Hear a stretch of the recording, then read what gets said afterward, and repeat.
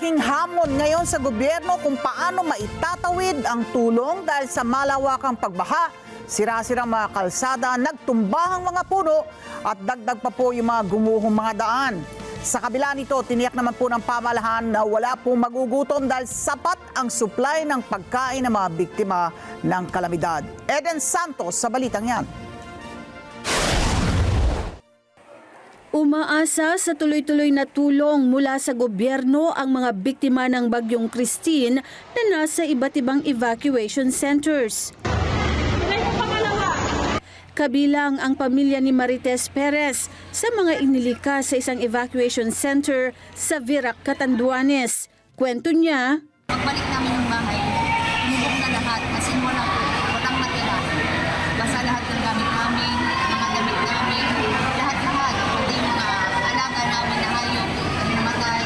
Kaya ngayon, nandito kami ngayon sa evacuation kasi nag-antigin kami na kung ano may bibigay. ang mga residente naman ng Barangay Wawa sa Abukay, Bataan agad na inilikas sa evacuation center bago pa man tuluyang maglandfall ang bagyo. Tabing dagat kasi nakatira ang mga ito.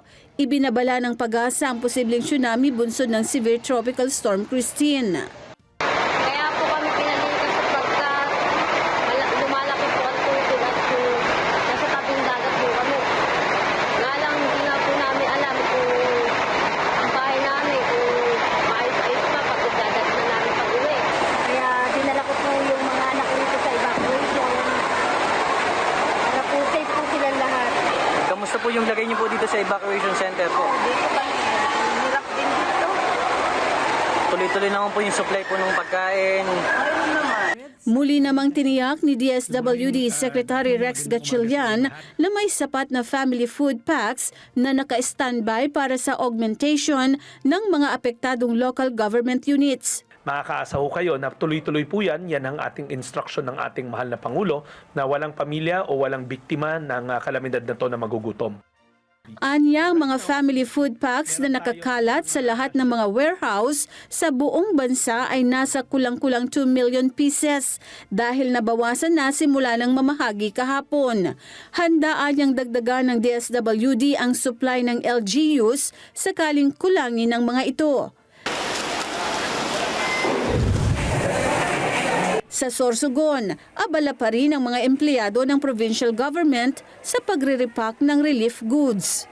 Dahil nais po ng ating gobernador, Governor Edwin Duguilamon, na pag-aaral na matulungan ang mga naapektuhan ng bagyo.